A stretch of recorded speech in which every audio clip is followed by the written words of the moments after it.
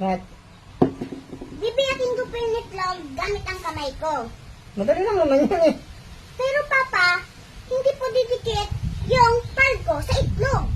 Ay, yun ang imposible. Kaya ko po, Papa. Ay, hindi ako naniniwala. Oo po. Kaya mo? Opo. Oo, sige. Yan, kung kaya mo. Sige po. Eh, paano pag hindi mo nagawa? Meron din po, Papa. Yan, ayos. Oh. Sige ha. Sige nga. Oh, Papa, wag ka po dito tumingin. Dito ka po tumingin. Sabi mo po, dinadaya kita. Sige. Sige ha. Langgayan to ha. 哎呦我的妈！